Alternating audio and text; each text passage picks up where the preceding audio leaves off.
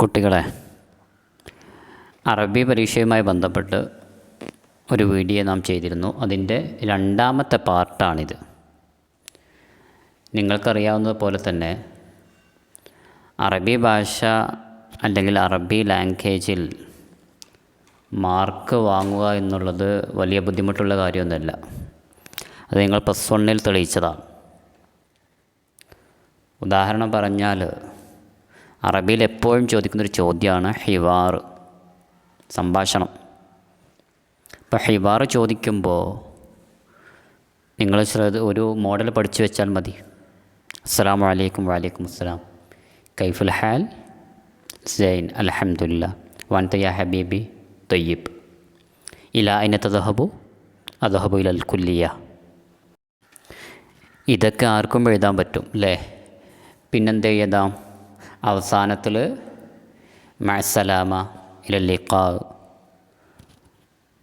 അസ്സലാമു അലൈക്കും വഅലൈക്കും അസ്സലാം. ഇതൊക്കെ എഴുതാൻ പറ്റൂലേ? നിങ്ങൾക്ക് മാർക്ക് ലഭിക്കും എന്നുള്ളതാണ്. ഓക്കെ, ഇതിൻ്റെ ഒരു ഏത് ഹിവാർ ചോദിച്ചാലും എഴുതാൻ പറ്റുന്ന ഒരു ഹിവാർ ഞാൻ കമൻ്റാക്കി കൊടുക്കാം. +1 നാം ഉപയോഗപ്പെടുത്തിയിരുന്നു. പിന്നെ അടുത്ത ചോദ്യം എന്ന് പറയുന്നത് നിങ്ങൾക്കൊരു ബുദ്ധിമുട്ടാവുന്നതെന്ന് പറഞ്ഞത് എസ്സേ ടൈപ്പ് ക്വസ്റ്റ്യനാണ്.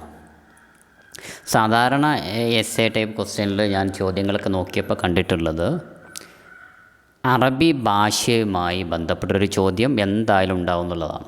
ലോകത്തിൽ അറബിയ, ചിലപ്പോൾ അത് ഇന്തിശാരിൽ ലോകത്തിൽ അറബിയ ആവാം, അറബി ഭാഷയുടെ വ്യാപനത്തെക്കുറിച്ചാവാം, ചിലപ്പോൾ കേരളത്തിൽ അറബി ഭാഷയിലെ സ്വാധീനത്തെക്കുറിച്ചാവാം. ഇങ്ങനെയൊക്കെയാണ് സാധാരണ രീതിയിൽ അറബി ഭാഷയുമായി ബന്ധപ്പെട്ട് എന്തായാലും ഒരു ചോദ്യം 8 മാർക്കിൻ്റെ ചോദ്യം പ്രതീക്ഷിക്കാം എന്നുള്ളതാണ്. അപ്പോൾ ഒരിക്കൽ കൂടി പറയുന്നു, അറബി ഭാഷയെക്കുറിച്ചുള്ളൊരു എസ്സേ പ്രതീക്ഷിക്കാം. ഒപ്പം കേരളത്തിൽ അറബി ഭാഷയുടെ വ്യാപനം ഇതുകൂടി നോക്കണം.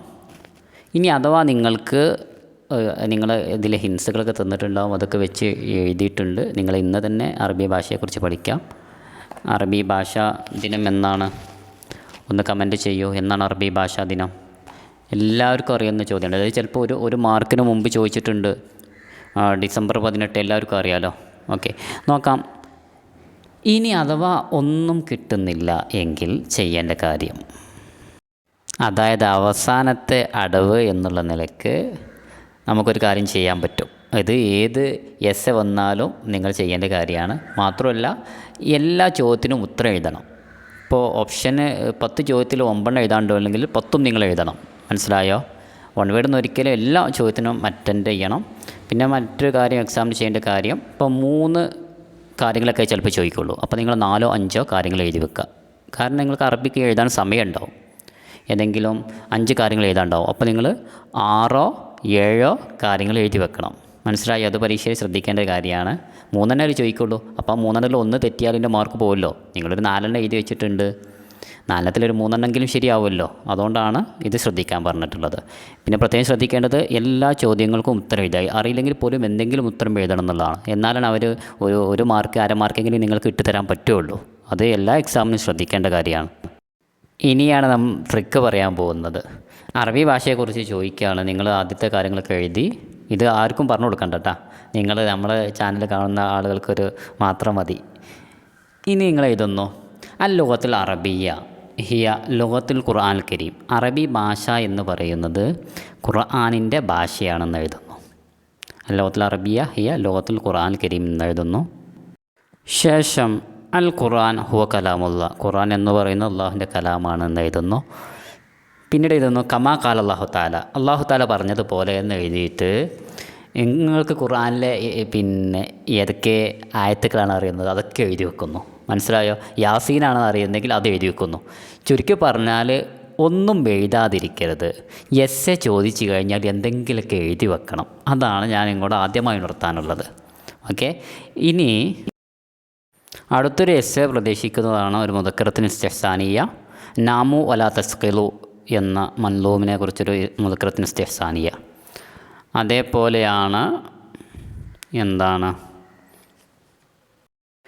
ഉമ്മു സലമ റളിയല്ലാഹു അൻഹയെ കുറിച്ച് ഒരു എസ്സേ ചോദിക്കാം. ഇതൊക്കെയാണ് ഞാനൊരു പ്രതീക്ഷിക്കുന്ന ചോദ്യം. ഓക്കെ, ഏത് ചോദ്യം വന്നാലും നിങ്ങൾ അറ്റൻഡ് ചെയ്യുക എന്നുള്ളതാണ് പ്രധാനപ്പെട്ട കാര്യം. അത് ഒരിക്കൽ കൂടി ഓർമ്മപ്പെടുത്തുകയാണ്. അടുത്ത ചോദ്യമാണ് മുബ്തദ ഖബർ. വളരെ സിമ്പിളായിട്ട് മാർക്ക് വാങ്ങാവുന്ന ചോദ്യമാണ്. നിങ്ങൾക്കതിൻ്റെ നിയമങ്ങളൊന്നും പഠിക്കേണ്ട ആവശ്യമില്ല എന്നുള്ളതാണ്. മുബ്തദ ഖബറിൻ്റെ നിയമങ്ങളൊന്നും അറിയേണ്ട ആവശ്യമില്ല. അപ്പോൾ കൂട്ടുകാരാരെങ്കിലും സബ്സ്ക്രൈബ് ചെയ്യാത്തവരുണ്ടെങ്കിൽ ഇപ്പോൾ തന്നെ ചെയ്യണേ. ഓക്കെ, നിങ്ങളുടെ കൂടെ ഉണ്ടാകുമ്പോഴാണ് നമുക്ക് വീഡിയോ ചെയ്യാനുള്ളൊരു ആവേശം ഉണ്ടാവുള്ളൂ. എക്സാമിന് എപ്പോഴും ഉണ്ടാകുന്ന ചോദ്യമാണ് മുബ്തദ ഖബർ. കഴിഞ്ഞ 4 വർഷങ്ങളിലായിട്ട് ക്വസ്റ്റ്യൻ പേപ്പർ നോക്കിയപ്പോൾ എല്ലാ ക്വസ്റ്റ്യൻ പേപ്പറിലും ഉണ്ട് മുബ്തദ ഖബർ. അത് മനസ്സിലാകാൻ ഒന്നും പേടിക്കേണ്ട ആവശ്യമില്ല, അർത്ഥം അറിയേണ്ട യാതൊരു ആവശ്യമില്ല. മുബ്തദ എന്ന് പറഞ്ഞാൽ ഒരു ജുംല ആരംഭിക്കുമ്പോൾ അതിൻ്റെ ആദ്യത്തെ പദം അൽ ഖമറു മുനീറുൻ എന്നതിൽ അൽ ഖമറു എന്നുള്ളതാണ് മുബ്തദ, തുടക്കത്തിൽ വരുന്ന പദം. ഇനി ഖബർ എന്ന് പറഞ്ഞാൽ മുബ്തദിനോട് ചേർന്ന് വാക്യരൂപം ഉണ്ടാകുന്ന പദം.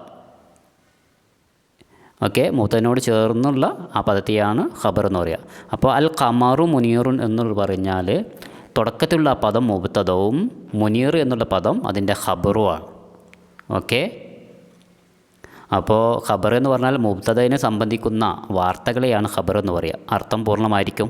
നമുക്ക് നോക്കാം, ഉദാഹരണ സഹിതം നോക്കാം. ഇതിൽ ശ്രദ്ധിക്കേണ്ട കാര്യം അൽ മുബ്തദ വൽ ഖബറു ദാഇമൻ മർഫുആനി. അതായത് മുബ്തദിനും ഖബറിനും ഇഅ്റാബ് എന്ന് പറയുന്നത് റഫായിരിക്കും, എപ്പോഴും റഫായിരിക്കും. അൽ ഖമറു മുനീറുൻ, നോക്കൂ നിങ്ങൾ, അൽ ഖമറു റഫല്ലേ, മുനീറുൻ റഫല്ലേ. ഓക്കെ, അപ്പോൾ മുബ്തദ കണ്ടുപിടിക്കാൻ യാതൊരു ബുദ്ധിമുട്ടുമില്ല. തുടക്കത്തിലുള്ള പദം എന്ത് ചെയ്യുന്നു, നമ്മൾ മുബ്തദ എന്ന് കണ്ടുപിടിക്കുന്നു, രണ്ടാമത്തെ പദം അതിൻ്റെ ഖബർ എന്ന് കണ്ടുപിടിക്കുന്നു. ഇത്ര മനസ്സിലാക്കിയാൽ മതി നിങ്ങൾക്ക് പരീക്ഷയ്ക്ക് മാർക്ക് ലഭിക്കാൻ. ഉദാഹരണം നോക്കാം. അൽ ഖമറു മുനീറുൻ, ഖമർ എന്നുള്ള ആദ്യത്തെ പദം മുബ്തദ, മുനീറുൻ ഖബർ.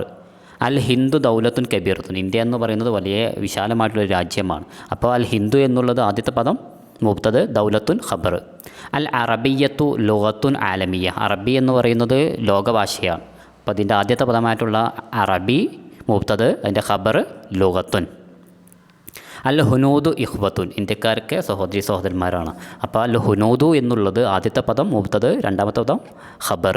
അത്തോലിബാത്തു മുജ്തഹിദാത്തുൻ, തോലിബാത്തു മുബ്തദ, മുജ്തഹിദാത്തുൻ ഖബർ. അൽ മുസാഫിറാത്തു ദാഹിബാത്തുൻ ഇലാ ലുബ്നാൻ, യാത്രക്കാരൊക്കെ ദാഹിബാത്തുൻ പോകുന്നു ഇലാ ലുബ്നാൻ, ലുബ്നാനിലേക്ക്. അപ്പോൾ മുസാഫിറാത്ത് എന്നുള്ളത് മുബ്തദ, ദാഹിബാത്ത് എന്നുള്ളത് ഖബർ. ക്ലിയർ അല്ലേ? ആദ്യത്തെ പദം മുബ്തദ എന്ന് ആലോചിക്കുക, അതിനിക്ക് റഫായിരിക്കും, ഖബറിനിക്കും റഫായിരിക്കും. നമുക്ക് കഴിഞ്ഞ എക്സാമിനൊക്കെ ചോദിച്ച ഉദാഹരണം കൂടി ഒന്ന് പരിശോധിച്ച് നോക്കാം. മുബ്തദ ഖബർ, ഒരു മാർക്ക് പോലും വെറുതെ പോകണ്ടല്ലോ, അതുകൊണ്ട് അതുകൂടി എന്ത് ചെയ്യാം, പരിശോധിച്ച് നോക്കാം. അത്തോലിബു മുജ്തഹിദുൻ, അത്തോലിബു എന്നുള്ളത് ഒരു സെൻറ്റൻസിൽ ആദ്യത്തെ പദം മുബ്തദ, മുജ്തഹിദുൻ ഖബർ. ഇത് എക്സാമിന് ചോദിച്ചാണ്. അൽ മദ്രസത്തു എന്നുള്ളത് മുബ്തദ, ജമീലത്തുൻ ഖബർ. അൽ ഖലമു എന്നുള്ളത് മുബ്തദ, സമീനുൻ ഖബർ. ക്ലിയർ അല്ലേ? വ്യക്തമല്ലേ? പ്രശ്നമില്ലല്ലോ. നോക്കൂ നിങ്ങൾ, ഇതും എക്സാമിന് ചോദിച്ചതാണ്. അശംസു തോലിയത്തുൻ, അശംസു എന്നുള്ളത് മുബ്തദ, തോലിയത്തുൻ ഖബർ. അൽ ഹുനൂദ് എന്നുള്ളത് മുബ്തദ, ഇഖ്വത്തുൻ ഖബർ. ജാസിമുൻ എന്നുള്ളത് മുബ്തദ, വലതുൻ അതിൻ്റെ ഖബർ. നിങ്ങൾ കറക്റ്റായി പഠിച്ചിട്ടുണ്ടെന്ന് മനസ്സിലാക്കുന്നു. നമുക്ക് അടുത്ത ചോദ്യത്തിലേക്ക് നോക്കാം. പിന്നെ അടുത്തൊരു ചോദ്യം കണ്ടത് മാലി മുതാരി അമ്ര നഹി എന്തായാലും എക്സാമിന് ഉണ്ടാവും എന്നുള്ളതാണ്. നിർബന്ധമായിട്ട് നോക്കി വെക്കണം. എന്തെങ്കിലും അറിയില്ലെങ്കിൽ നിങ്ങൾ കമൻറ്റ് ചെയ്താൽ മതി. ഏതെങ്കിലും ചോദ്യങ്ങൾക്ക് ഉത്തരം അറിയാത്തുണ്ടെങ്കിൽ നിങ്ങൾ കമൻറ്റ് ചെയ്യണം, നിങ്ങൾ ചോദിക്കണം. അപ്പോൾ എല്ലാവരും കമൻറ്റ് ചെയ്താലാണ് നമ്മൾ പിന്നെ ഇതിൻ്റെ കാര്യങ്ങൾ പറഞ്ഞു തരിക എന്നുള്ളതാണ്. ഓക്കെ, നോക്കാം. നിങ്ങൾക്ക് ഏത് യൂട്യൂബ് ചാനലും നോക്കാം. ഈ ചാനൽ മാത്രമല്ല ക്ലാസ് ഉള്ളത്, അത് നിങ്ങൾ മനസ്സിലാക്കുക. ഏത് നോക്കിയാലും പ്രശ്നമില്ല, അറിവ് എവിടെ നിന്നും നേടാം. ഓക്കെ, അതൊന്നും നമ്മളെ ബാധിക്കുന്ന പ്രശ്നമില്ല എന്ന് മനസ്സിലാക്കുക. അതിലൊന്നും എനിക്ക് യാതൊരു വിരോധമില്ല.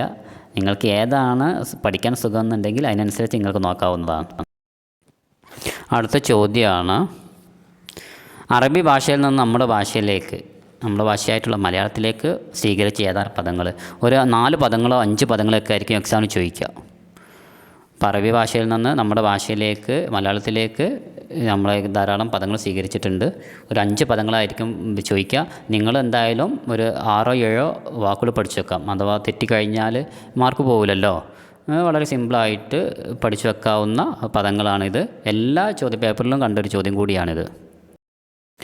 നോക്കാം. വക്കീൽ, ഖരാർ, ഖാലി, റദ്ദ്, ബാക്കി, അസുൽ, ഹാലിർ ഹാജർ, ആഫത്ത് അദാലത്ത് തർജമ തഅലീഖ് താലൂക്ക്, ഇൻഖിലാബ് ഇൻഖിലാബ് അല്ലേ, ഇനാം കൈൽ, മുൻസിഫ് ഷെയ്ത്താൻ ദുനിയാവ്, തക്കീദ് തക്കീദ്, ബദൽ കീസ ഖിസ്സ, ഫക്കീർ. ഇങ്ങനെ ഒരു കുറേ പദങ്ങൾ കൊടുത്തിട്ടുണ്ട്. ഒരു 5 6 പഠിച്ചു വെക്കാം. അത് മതി നമുക്ക്. എക്സാമിന് അത് മതി എന്നുള്ളതാണ്. എക്സാമിന് ചോദിക്കും.